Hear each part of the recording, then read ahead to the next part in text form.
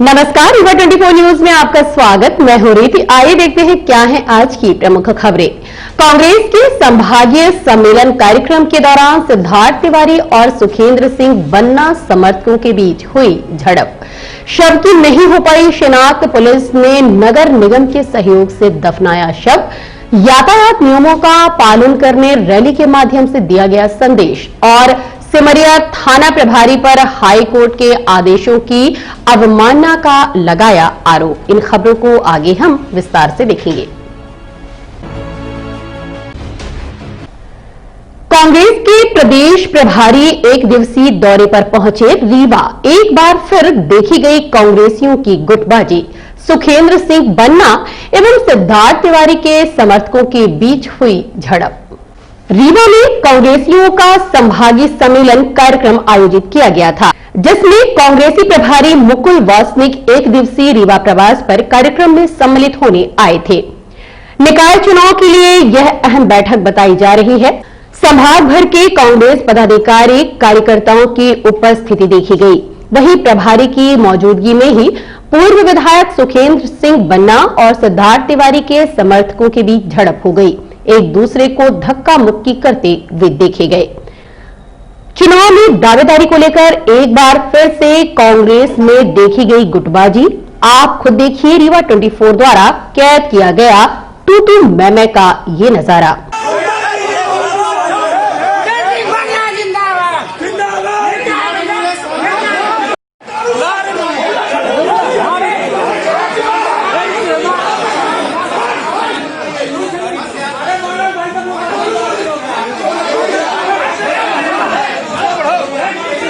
वहीं बैठक को लेकर रीवा 24 ने कांग्रेस पदाधिकारियों से चर्चा की।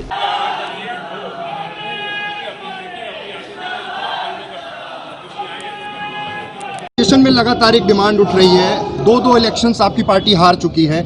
इस जिले में 8 की 8 सीटें हार चुकी है। बार बार चेंजेस की बात होती है, लेकिन सारी चीजें एक पॉइंट पे जाके रुक जाती हैं। कब ये चेंजेस होंगे? पार्टी के अंदर भी ये बात कई बार उठ चुकी है।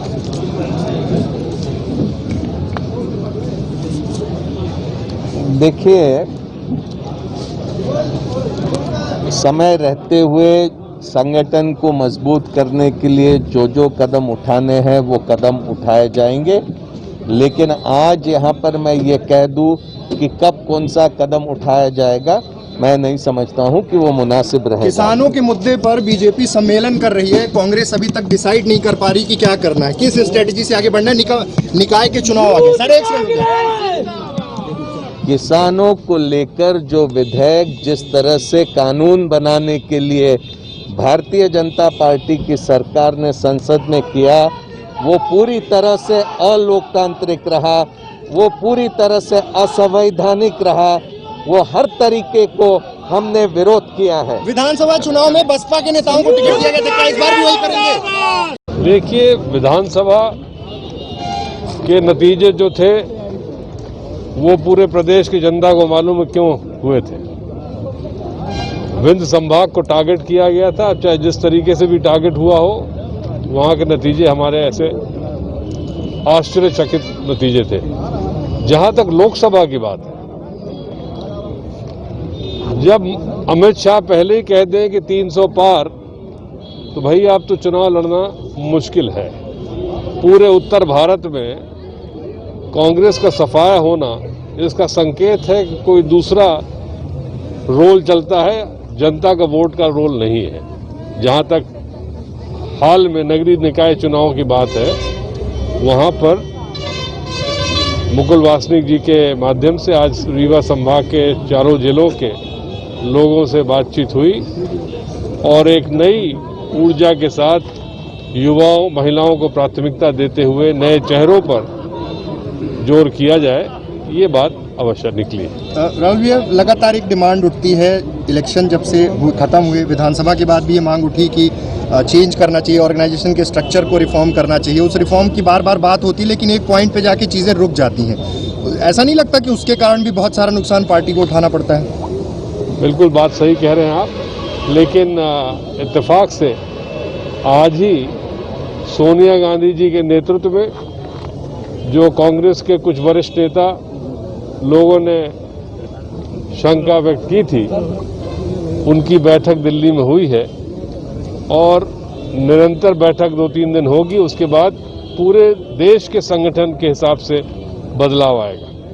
लोकल लेवल पर भी कई बार ऐसा देखा गया है कि कांग्रेस अलग अलग खेमों में बटी हुई है, तो नगर निगम के इलेक्शन में, निकाय चुनाव में कैसे टारगेट करेंगे, क्योंकि बीजेपी अपनी स्ट्रेटजीज के साथ आगे बढ़ना शुरू कर चुकी है। देखिए, जहाँ तक खेमे उमे की बात है, ये बहुत पुरानी बातें हो गई। यदि कांग्रेस अब कमर नहीं कसेगी तो खेमे उमे अपने आप धाराशायी हो जाएंगे। शव की नहीं हुई पहचान, पुलिस ने आवश्यक वस्तु पहचान हेतु रखकर शव को किया दफन। रीवा जिला के चुरहटा थाना क्षेत्र के अमरैया दुआरी में एक शव मिला था, जिसकी हाईटेंशन लाइन की चपेट में आने से मौत हो गई।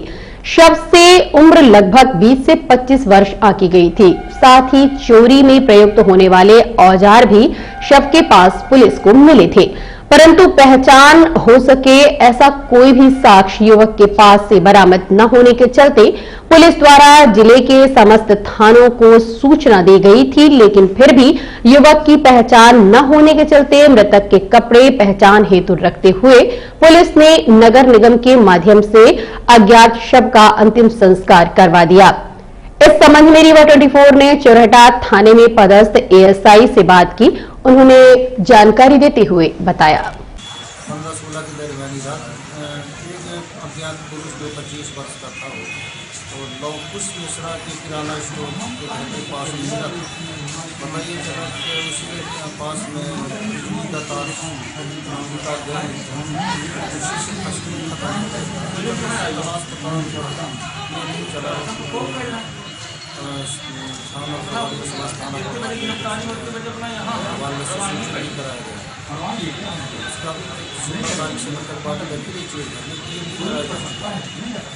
शिनाख्त हो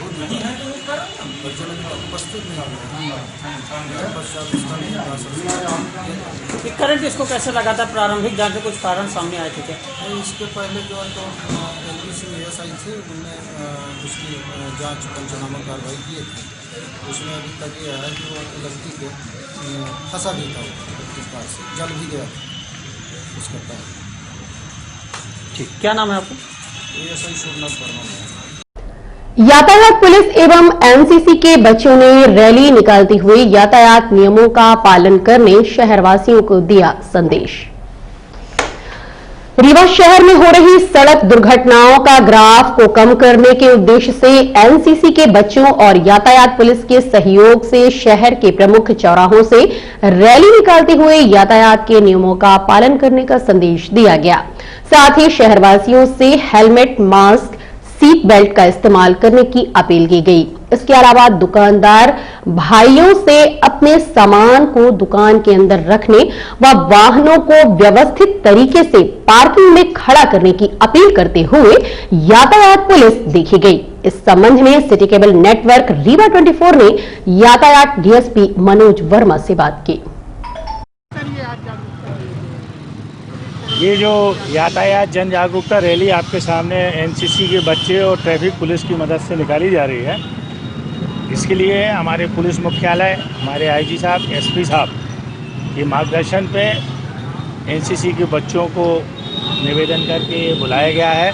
इसका मुख्य उद्देश्य लोगों में यातायात नियमों की जन जागरूकता का फैलाव, प्रसारण और लोगों के मन में यातायात के कैसे पालन होंगे उसका फैलाना हमारा उद्देश्य है। हमारे पुलिस अधीक्षक महोदय के पहली मंशा ट्रैफिक को ठीक रखना एवं दुर्घटनाओं में मृत्यु दर 0 करना हमारा टारगेट है। उन टारगेट को पूरा करने में जनता का सहयोग अति आवश्यक है। जनता का सहयोग लेने के लिए यातायात पुलिस ने पंपलेट और तख्तियों के माध्यम से लोगों को बताया जा रहा है कि 4 व्हील चलाते समय सीट बेल्ट, 2 व्हीलर चलाते समय हेलमेट का उपयोग, रॉन्ग साइड पार्किंग ना हो, दूसरे को आवागमन में समस्या ना हो। ये इस रैली का मुख्य उद्देश्य था, जो बहुत ही सफलतापूर्वक आपके शहर में मुख्य चौराहों पर रैली निकाली गई है। आशा करता हूँ आपके मीडिया और चैनल के माध्यम से ये ज़्यादा से ज़्यादा लोगों के बीच में यातायात जागरूकता की हमारा उद्देश्य, हमारी रैली का एम हमारे वरिष्ठ अधिकारियों की मंशा पहुंचेगी और दुर्घटनाओं पे हम कमी लाएंगे, मृत्यु दर शून्य करने में ये रैली सहायक होगी। जिससे अन्य व्यक्ति को आपके असुविधा हो। एनसीसी के बच्चे जन जागरूकता रैली में अपना सहयोग प्रदान कर रहे हैं। इनके लिए साधुवाद। इन बच्चों की अनुशासन, हमारे टीम के सूबेदारों के डिसिप्लिन को कृपया शहर में एम्प्लाई करेंगे और जन जागरूकता के माध्यम से यातायात के लिए सुधार करेंगे और शहर को स्वच्छ बनाएंगे। धन्यवाद।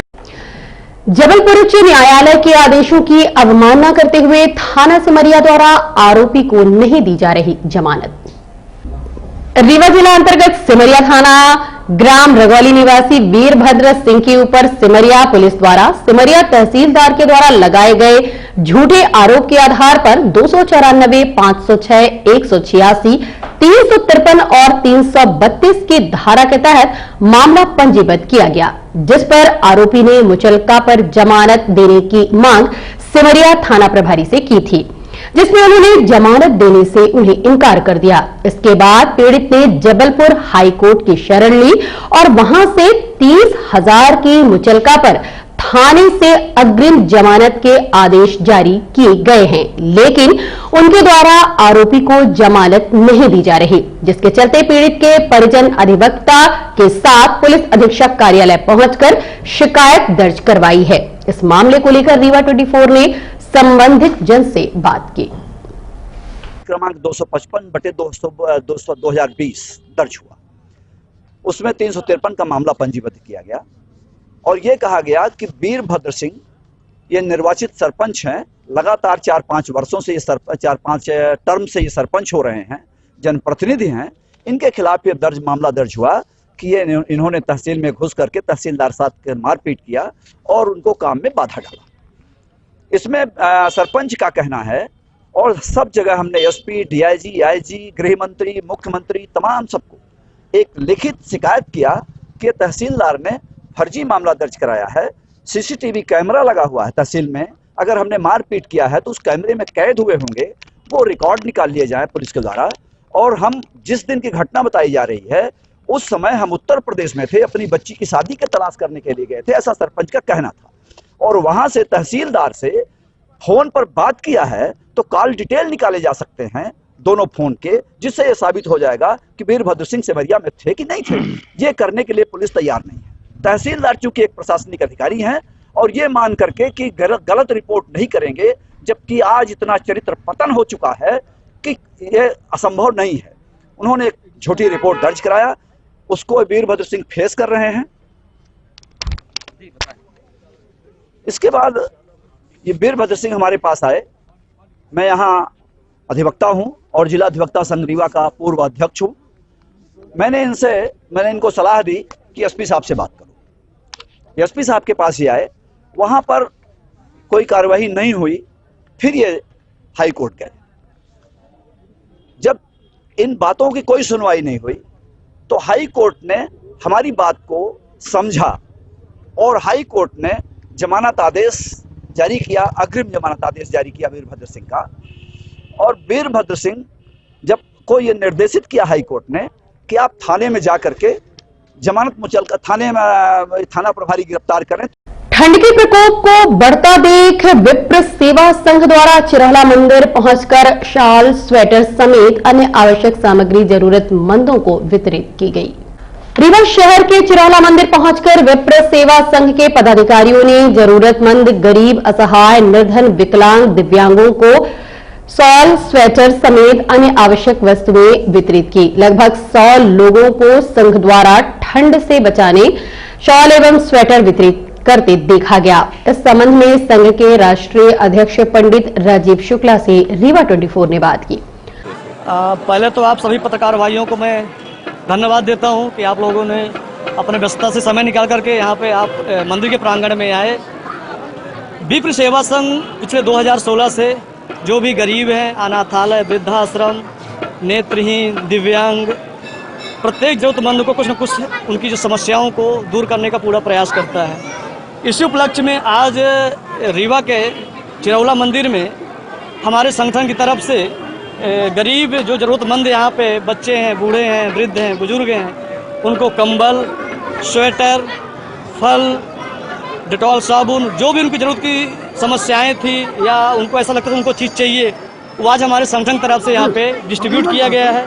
इस उपलक्ष्य पे हमारे प्रदेश अध्यक्ष नारी शक्ति के डॉक्टर आरती तिवारी जी हैं, हमारे जिला अध्यक्ष पुष्पा शर्मा जी हैं और हमारे भाई तिवारी जी हैं, अमित पाठक जी हैं, सभी हमारी पूरी टीम यहाँ पे इकट्ठा हुई है और हमें बड़ी खुशी होती है अगर गरीबों को मदद करके।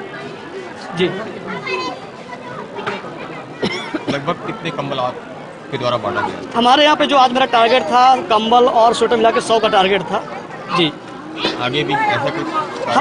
हमारे जो कार्यक्रम रेगुलर चलते रहते हैं, अगर आप लोगों के माध्यम से हमको ऐसी जानकारी मिलेगी, कोई नेत्रहीन है, कोई ज़रूरतमंद है, विकलांग है, दिव्यांग है और कोई स्वास्थ्य पीड़ित है, बीमारी का इलाज नहीं करवा पा रहा, शिक्षा से वंचित है, रोजगार की उसकी समस्या है, ये सारे कार्य हमारे संघ करता है। क्या नाम है आपका? पंडित राजीव शुक्ला, राष्ट्रीय अध्यक्ष विप्र सेवा संघ। वहीं इस संबंध में विप्र सेवा संघ की महिला इकाई की राष्ट्रीय अध्यक्ष आरती तिवारी से बात की गई तो उन्होंने कहा, सर्वजन हिताय सर्वजन सुखाय का अनुसरण करते हुए संघ द्वारा कार्य किए जा रहे हैं। सर्वजन हिताय सर्वजन सुखाय, इस एक पंक्ति को प्रमुख उद्देश्य के रूप में लेकर के हम विप्र सेवा संघ, ये संपूर्ण भारतवर्ष के लिए ये संघ कार्य करने के लिए आगे आया है। पंडित राजीव शुक्ला के मार्गदर्शन में मैं भी और हमारी साथी बहनें, जिसमें कि पुष्पा जी यहाँ पर उपस्थित हैं, हम सब ने एक टारगेट बनाया है कि ऐसे समाज के लोग, क्योंकि समाज के जो हमारे कर्ता धर्ता हैं, उनका जो काम है वो ग्राउंड लेवल पर नहीं है। हमारा मुख्य उद्देश्य, जैसा कि आपने पूछा है, हमारा मुख्य उद्देश्य सभी लोगों को, चाहे वो किसी भी जाति के हों, किसी भी धर्म के हों, जिन्हें कोई भी ज़रूरत है, जैसा कि हमारे राष्ट्रीय अध्यक्ष पंडित राजीव शुक्ला ने बताया कि हम शिक्षा को, रोजगार को प्रमुख रूप से लेकर के चलते हैं, तो आज हमारा वो तबका जो कहीं ना कहीं उपेक्षा का शिकार हो रहा है, हमारे विप्र सेवा संघ का ये प्रमुख उद्देश्य है कि हम उस तबके को अपने इस विप्र सेवा संघ की ओर से लाभान्वित करें। क्या नाम है? मैं डॉक्टर आरती तिवारी, इस विप्र सेवा संघ में महिला इकाई राष्ट्रीय अध्यक्ष पद पर हूँ। और अब मिलते हैं छोटे से ब्रेक के बाद। हड्डी जोड़ एवं रीढ़ रोग तथा स्त्री रोग एवं प्रसूति रोग का इलाज एक ही छत के नीचे। विघ्नहर्ता hospital and trauma centre, hotel landmark के पास, रतहरा, रीवा। डॉक्टर संतोष सोनी, पूर्व चिकित्सक, बॉम्बे हॉस्पिटल, मुंबई। हड्डी जोड़ एवं रीढ़ रोग विशेषज्ञ, छोटे चीरे एवं दूरबीन विधि द्वारा हाथ तथा पैर की हड्डियों का ऑपरेशन। गठियाबात, जटिल एवं बिगड़े हुए फ्रैक्चर का बेहतर इलाज करते हैं डॉक्टर संतोष सोनी। विघ्नहर्ता हॉस्पिटल ट्रॉमा सेंटर में ही स्त्री एवं प्रसूत रोग विशेषज्ञ डॉक्टर शैलजा सोनी भी उपलब्ध हैं, जिनकी देखरेख में नॉर्मल डिलीवरी, सिजेरियन ऑपरेशन एवं बच्चेदानी से संबंधित ऑपरेशन की बेहतर सुविधा। संतानहीन दंपत्ति तत्काल संपर्क करें।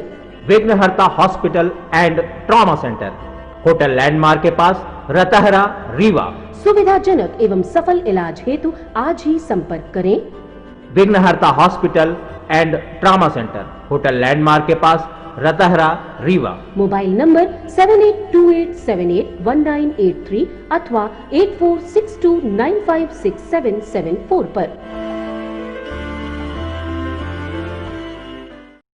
बाइक सवार पति पत्नी को डंपर ने कुचला, दोनों की घटनास्थल पर ही हो गई मौत। नईगढ़ी थाना क्षेत्र अंतर्गत एक डंपर चालक ने लापरवाही पूर्वक वाहन चलाते हुए मोटरसाइकिल सवार पति पत्नी को कुचलकर फरार हो गया, जिसके चलते पति पत्नी की घटनास्थल पर ही मौत हो गई। पुलिस को घटना की जानकारी दी गई, जो कि घटना के संबंध में जानकारी एकत्र कर डंपर व चालक की तलाश में जुटी है। रीवा आरटीओ के निर्देशन में परिवहन सुरक्षा स्क्वाड द्वारा की गई बसों पर चालानी कार्यवाही। रीवा आरटीओ मनीष त्रिपाठी के निर्देशन में परिवहन सुरक्षा स्क्वाड रीवा के नए बस स्टैंड पहुंचकर जिन बसों पर यात्री किराया सूची चस्पा नहीं थी और जिनके द्वारा ज्यादा किराए की वसूली की जा रही थी, उन बसों पर चालानी कार्यवाही की गई। और अब चलने से पहले एक नजर आज की प्रमुख खबरों पर। कांग्रेस के संभागीय सम्मेलन कार्यक्रम के दौरान सिद्धार्थ तिवारी और सुखेंद्र सिंह बन्ना समर्थकों के बीच हुई झड़प। शव की नहीं हो पाई शिनाख्त, पुलिस ने नगर निगम के सहयोग से दफनाया शव। यातायात नियमों का पालन करने रैली के माध्यम से दिया गया संदेश और सिमरिया थाना प्रभारी पर हाईकोर्ट के आदेशों की अवमानना का लगा आरोप। आज की खबरों में बस इतना ही। नई खबरों के साथ हम